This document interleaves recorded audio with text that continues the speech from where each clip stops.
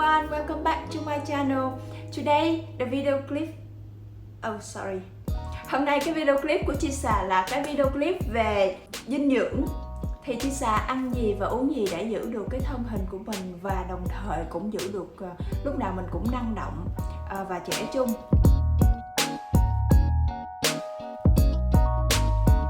Mỗi buổi sáng Chi Xà ngủ dậy, chuyện đầu tiên Chi Xà sẽ có là ly nước rau quả. Trong ly nước rau quả này mình có thêm bột spirulina và wheatgrass.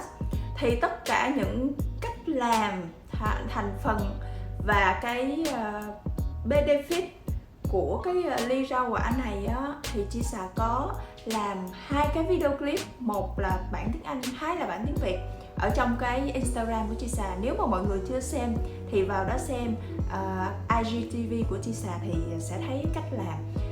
Bản tiếng Anh và bản tiếng Việt nó cũng na ná nhau, nhưng mà cái thành phần của rau củ quả thì Chi Xà thay đổi một chút. Cái ly nước này Chi Xà uống vào sáng sớm thì Chi Xà sẽ uống khoảng chừng 7 giờ rưỡi, thì 12 giờ rưỡi 1 giờ Chi Xà mới bắt đầu cảm thấy đói, cho nên Chi Xà không có cần ăn sáng. Cái ly nước này nó đủ dinh dưỡng cho Chi Xà rồi.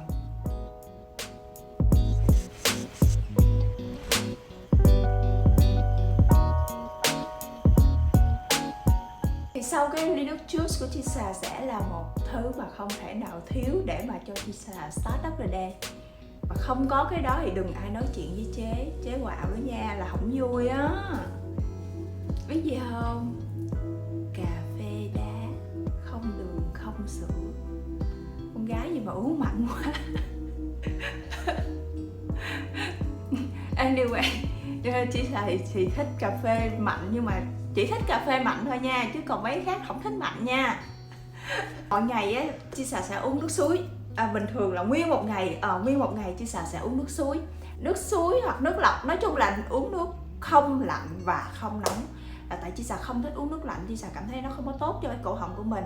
Nước nóng thì khí hậu Singapore thì quá nóng để mà uống nước nóng, cho nên là Chi Xà cứ uống nước room temperature. Chi Xà uống nước thì hơn 2 lít một ngày. Thật ra bác sĩ nói là mình không có nên uống hơn 2 lít một ngày. Bác sĩ nói là nếu mà mình uống nhiều quá thì nó cũng không tốt cho thận.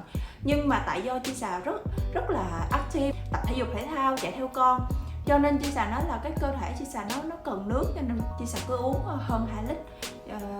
Với lại cái khí hậu Singapore mọi người biết không, nó rất là nóng, nó nóng hơn khí hậu Sài Gòn mình nhiều, và nó rất là dễ chảy mồ hôi, nó rất là humid, cho nên là mình cứ cần phải tiếp nước để mà giữ cái da của mình nữa.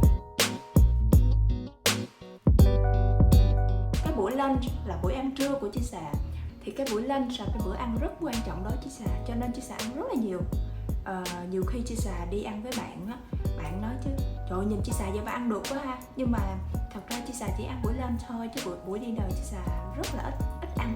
Trong tuần á thì Chi Xà sẽ có là 4 ngày Chi Xà ăn món salad.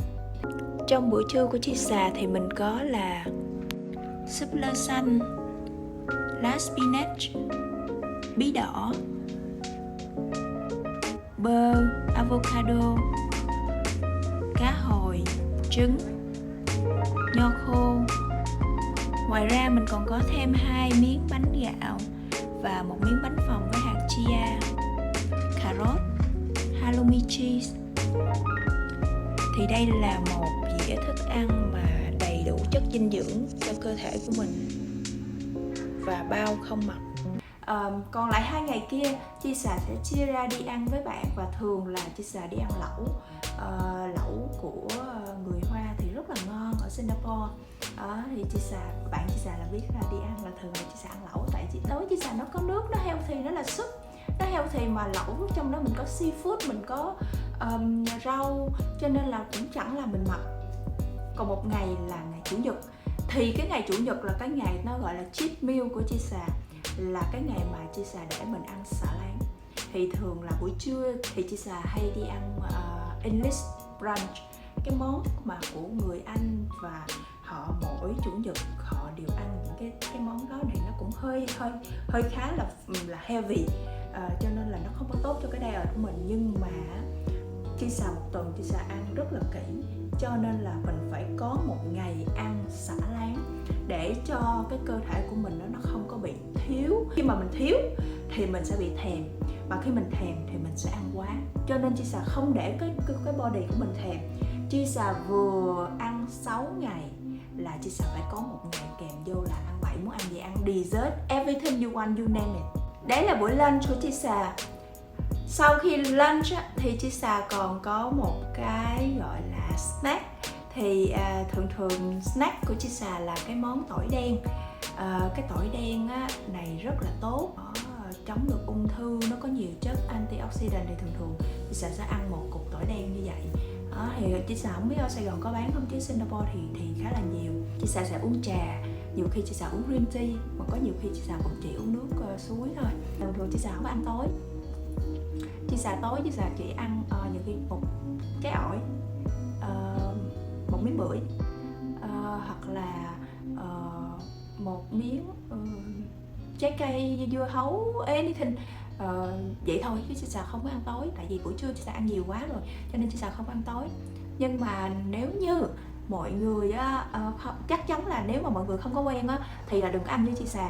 Thì nếu như mà buổi tối mình có thể ăn thêm salad, hoặc là mọi người có thể hoán đổi lại là buổi trưa mọi người ăn có thể là mì, cơm, chất tinh bột, nhưng buổi tối thì ăn cái salad mà như chị Xà ăn buổi trưa đó. Thì nó cũng là cái cách để mà mọi người có thể là lose weight, có thể là on diet. Thì chị Xà cũng nhận được nhiều câu hỏi là làm sao để giữ được thân hình của mình. Người ta nói là you are what you eat. Nó rất là đúng. Thì để giữ cái thân hình của mình ngoài việc tập thể dục, nhưng mà cái quan trọng hơn là ăn uống. Nếu như mọi người mà ăn healthy, đừng ăn tinh bột nhiều, thì mình sẽ rất là nhanh xuống ký. Muốn xuống ký, cắt tinh bột.